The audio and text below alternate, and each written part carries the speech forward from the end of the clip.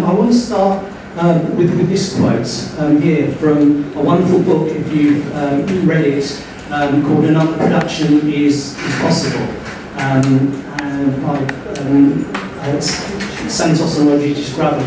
And it's all about mainly in Latin America, the way people are developing real-life alternatives to what we call capitalism. And I think this is working on the basis that after 1989, we know that the state bureaucratic planning way of organising things didn't work.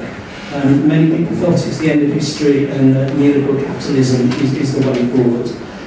But we don't really know what the alternatives to state and to bureaucratic centralism or neoliberal capitalism are that are good enough, is all I'd say. There's plenty of politics of hope, and that's great. There's plenty of people talking about what commons might look like, what alternative economies might look like. But the real life practices, I'd say, we don't really know how to do those well enough that millions of people can live everyday lives from them. There are certain places where they're better at that. I look at, say, the MST in Brazil, Piqueteros in Argentina, some of the massive alternative currency networks. And I'm sure you'll know plenty of examples of stuff going on out there. But I still think this is worth thinking about. We know how to make an economic system based on self-interest, but not how to make one based on generosity. So I feel at a lot of these events, this might be something that you struggle with. I hear a lot of people saying capitalism does this and capitalism does that.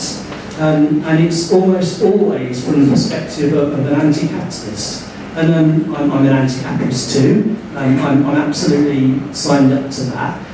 But I think we need to unpack that a little bit more. Because I think what we're doing is we're creating this meta-narrative of capitalism. And then I'm a geographer. There isn't a capitalism. There are varieties of capitalism. They work in different ways. A capitalism in the land of Germany looks very different from one in Brazil, or one in Australia, or one in Russia. We've got gangster capitalisms, we've got mafia capitalisms, we've got bureaucratic capitalisms, we've got neoliberal capitalisms. I don't think also there is a capitalist who always acts as a self-maximising profit utiliser who's totally immoral. I think that, as Lange pointed out, our economies and capitalist economies are embedded in society. There is more going on than that. Saying that a capitalist is always trying to maximise profit is saying that women always want to have children. Or some women can't have children. Some women don't want to have children. It's a totalising meta-narrative. And what I think is it makes us comfortable because we can come to events and we can say it's all terrible, capitalism is doing this, that and the other. And that's perhaps easier than getting out and doing what Zizek called the patient work of building alternatives. We can say down with capitalism. I say down with capitalism. And this is not to say that there isn't a capitalism out there that is exploitative, that is oppressive, that is resource extractive, that is throwing people off the land. Of course, that's true. But there's more going on than that. And people like Lange pointed that out. That there's exchange for money, there's reciprocal exchange, there's household exchange. There's more going on than that. And what I think is interesting is that I gave a presentation in Brussels at the Free University, and an old Mandalite Marxist was in the audience there, and he said, Pete, you need to go and read Mandel's Introduction to Capital. And I went away and I read it. And Mandel was talking about this capitalism that is doing things like obliterating small businesses. It hasn't happened. There are more small businesses out there than ever before. It was talking about a machine of capitalism that you can't confront. And I just don't think that's really good enough. And I think that suggests that some of the coining practices that we talk about are seen as small, they're in the interstices, they're in places that capitalism hasn't got to yet. They're places that will inevitably be closed down. I don't think that's good enough. I think a more diverse understanding of putting capitalism in its place, it's one form of economic exploitation, and it's one form of economic practice, but householding, reproduction, cooperatives, growing food together is just as important as that. And I think we need to open up our eyes to the alternatives that are out there and focus on not how bad capitalism is, even though it is, but more how we build those alternatives. And I think what we've ended up in is what Eve Sedgwick calls a paranoid stance. And I won't read the quote out, but she was talking to somebody that told her how AIDS was absolutely created in an American military lab in the 1960s to destroy the African American community through drugs and through AIDS and to kill millions of people in Africa. And that's what it's all about. And she said, well, even if that was true, does that take away from the devastation of AIDS? Well, of course not. You know, the devastation of AIDS is very, very, very real. But what we want to do, I think, is not assume that the world is devastated and change is impossible, but take what she calls an open reparative stance. And this, I think, is important. It refuses to know too much. It's not saying that Uber will always be exploitative. For some people it will be. Other people will enjoy the diversity of economic relations that they can get through driving an Uber car. It's complex, it's contradictory, there's different tendencies in there. Make a space for hope and expand possibility. Say how from these different common practices can we develop something that's slightly more interesting. Unlike the critical stance, which is often suspicious and dismissive, that's capitalism, the reparative stance is receptive and hospitable, animated by care for the world and its inhabitants. And there, I think, if you have this open stance, without being naive, without being uncritical, but for an academic, the worst thing anybody can say about your work is it's uncritical. Yeah, that's social death. Yeah, but when being critical gets to be paranoid, I think you can get yourself into a safety zone where you don't get on there and do that. So I'm interested in thinking about commoning, but how? Who is the actor? Is it individuals? Is it communities? Which kind of communities? Which kind of states? Local states? Municipal states? What kind of municipal states? Who's doing what? Who is facilitating commoning? Who is repressing commoning? Who is getting in the way of commoning? Who is commodifying commoning? Who is selling commoning? Rather than it's this way or the other there. And I'm interested in broadening out the idea of commoning. You know, beyond the old idea that Polanyi talks about that commoning is about a reaction to enclosure, it's about the lands. Thinking about labour and enterprise and businesses, and thinking about money, and that's something I'm thinking about more and more.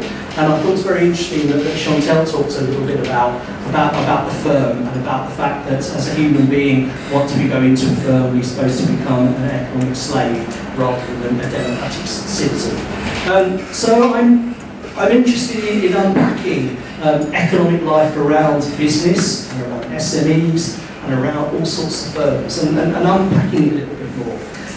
Because the standard capitalist way of looking about these things is that we've all got to hitch a ride with capitalist entrepreneurs, and they're generally better looking than the rest of us, they're generally taller than the rest of us, they've got a firm handshake, they've got a clear idea of what they want to do, they're special people. And we need to look at the Richard Bransons, we need to look at the big business people, and the rest of them are like that, and the rest of us are not like that. So the dream of commoning the workplace is something that's not realistic. We can't expect ordinary people to do that. Ordinary people are quite happy to get a good day's pay for a good day's work, and we need a capitalist entrepreneur to do that. And that's because we regard profit as something which comes to somebody who owns the firm. And it's quite right that they should get that profit. The standard way, the capitalist way of looking at things is there. Profit is retained by the entrepreneur as a reward for his risk, his skill, his special abilities. So I was talking to a poll a couple of days ago about Solidarity's idea of self-management in the 1980s. And I was thinking that self-management, or the German idea of co-determination, in the 1970s there were lots of plans for taking over the car industry and running it collectively. And some people said these processes are steps forward to workers' control of the British car industry. Self-management in Poland was a way of running industries in a democratic way. And I thought, that's a form of commoning that we don't do at the moment, because we assume that if somebody runs a private business, that's out of the way of the commons. That's not something that can be commons. And she said, well, the only reason we went for self-management, because this was a way of stopping evil communist thieves stealing all the business from the enterprises until they were privatised. Once they're privatised, a good manager, preferably from West Germany, will come in and run things effectively, and then we'll get a fair day's work for a fair day's pay. And I said to her, well, that comes down to the view about, do you think that the welfare society is produced by workers, or do you think it's produced by special entrepreneurs? And she struggled to think of the idea that you should be able to take away someone's private property through commoning a large enterprise. Yeah? But what about if we're thinking about an SME, a smaller enterprise? 90% of economic activity, 90% of firms are SMEs. There it's somewhere where there's more of an openness to commoning. Can we think about commoning SMEs in more interesting ways? Can we think about entrepreneurship in a slightly different way? The paranoid stance of entrepreneurship, not to this heroic capitalist entrepreneur nonsense, but the special people that pay attention. Is there something about thinking about marketing in ways that we do it so we're commoning effectively? Ways of accounting for the profit or the loss. Instead of talking about profit as something that goes to the capitalist, talk about profit as a surplus. And then we have a discussion about how much we want to redistribute, how much we want to invest, how much we want to give to good causes, how much do we think we should pay to the state for taxes. So we think about surplus rather than profit, and we start to have those conversations about what should we produce, how much should we charge for it, how much should we pay ourselves, how much should we have time off, how much should we look after somebody who's at the moment sick and is part of our community, part of our company, and we'll look after them. So there's a whole world of social entrepreneurship out there that I think is very, very interesting. And I think there's certain places where to talk about commoning, the way that people do it is to think through the social entrepreneur discourse. And I think the UK is one of those places. North America in many places, one of those places. I was recently in Singapore, where you'll find lots of social entrepreneurs using business skills to do what they call good. And I think that's interesting, because that's part of this hegemonic domination of a capitalist way of thinking about how we run economies. And we can resist that. We recognise that's one just like any other, and we think about that. Thinking about the social economy as ways of getting more people included in the economy. So thinking about markets that work to different rhythms, helping people with disabilities, helping people who are struggling to get into work. Loads of ways, work integration, social economies, which you could argue could be the process of commoning, or you could argue these are process of commodity, these are process of neoliberalisation. This is getting people who are not included in capitalist markets into capitalist markets, and that can be problematic. Now, I tend to see ways as ways to get unemployed people employable, making new productive agents, making new proletarians. But I'm not going to be paranoid about it and say that's all it is. Because if you talk to social entrepreneurs, they say that's the discourse we use, we do good. So we help people with their confidence, we help people with their livelihoods, we help people feeling better about themselves, we help them with ways of feeling that they can do something about life. So it's more important than that. Social entrepreneurs would say, don't assume we're buying the capitalist line, because we're not. We're deploying it strategically, because that's what we need to do to run our businesses. But what's more interesting is cultivating what we call solidarity or diverse or community economy, which is starting with how we want to live with dignity, given the anthropocene, given climate change, given patriarchy, given extractivism, given landlordism, given all the problems out there, and starting to build this economy that makes more of that. And what I think is interesting is thinking more about, and I'll leave this in my last couple of minutes. For me, what's interesting is thinking about the practices, thinking about the relationships, thinking about the resources, both human and non-human, thinking about the place that these things are being done in, and looking at ways of cultivating them. That might be through working with individuals to think about their relationships with each other, thinking about the relationship between the local state. So I don't want to say the local state will always dominate, it will always domesticate, it will always neoliberalise, it will always close down. In Britain in the 1970s, we had a strong understanding of the idea of working in and against the state, where you can act in an intelligent way with a local state, to start to develop all these examples of commoning, not just with the land, with community land trusts, with land invasions, we heard about the ZAD, guerrilla gardening all over the place. People are looking at uncultivated spaces and doing something interesting with them. Incredible edible toddlerism, where people are growing all sorts of food. Squatting, all sorts of ways that people are taking over businesses. So how could a local state develop our ability to take over land and do it in interesting ways? And I'm hearing that from Naples, that there is a social solidarity economy, a commoning department that's working on that. I would much rather hear more about what they're doing, really, than trying to define commoning. I want to know what they're doing and how we can do it in different places. If things are going on in Ghent, I want to hear about them. I don't want to say, Ghent, you're a load of rich people, stop it. I want to say, well done, Ghent, do more. Rotterdam, why aren't you doing it?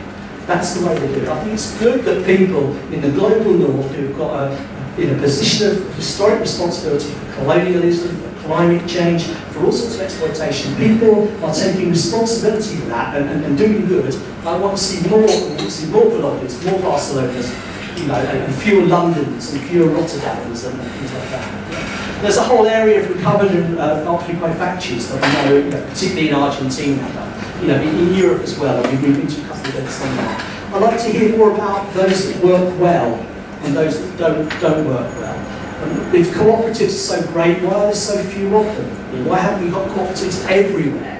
What have people done with the local state to support cooperatives? When do people want a cooperative? Or when do they say, I'm actually happy with the boss that treats me well? More about SMEs. I really like the stuff that Solidarity in the 1980s thought about doing and didn't actually do, about the active strike, where you take over the company and you use the things that you're producing, you reclaim them, and you use them to build a solidarity economy. We don't do enough of that. Finally, what I've done a lot of work on, and I'll finish here, is the whole area of commoning money. So why was it in Argentina you got massive networks of people with millions of folk surviving through the financial crisis in a way that people didn't starve and where they didn't have access to those currencies that they didn't do. What kind of currencies are interesting? There's the transition currencies in the UK, which are building localised economies in rich places again, and we can be careful about that. But how that is so much more interesting, raising issues about climate change, looking to build convivial economies using alternative forms of currency, recognising that we can common money. And we want to spend less time on how capitalist money is a problem and more time about the kind of subaltern projects we can do. And how that's different from, for me, which is a much more commodified version of money, which is some of the more electronic currencies that's supporting local businesses. There's one in Liverpool called Colu. It's set up by a private business, it's profit-making, it takes the money out of Liverpool. It's actually run by an Israeli business based in Tel Aviv, and for people that have a lot of sympathy for the Palestinian cause, that can be a real problem, a real issue there. But thinking about the contradictions of these different forms of comedy, working more about how to turn prefigurative experiments. I finished my PhD in 1997. I spent 20 years talking and thinking about prefigurative. But when are we going to get beyond prefigurative, say that's something millions of people can get their lives through, so we can create something different from the exploitative capitalism that we have. So more about thinking about processes of comedy and what's going to come out of this event. We're going to have the statement good. What's the programme going forward where we can learn from different countries about that works well, that's interesting, this is the way we can do it, this is the way the state's working effectively, this is the way the state's dominating, this is the way the state is taming, this is the private sector doing well, this is the private sector doing badly. So more nuance and swimming with the contradictions and the cross currents, and being happy to swim in that without the safeness of the paranoid stance is where I would finish it. And I'm very happy if people think that's codswallop, but I think it's a provocation out to you.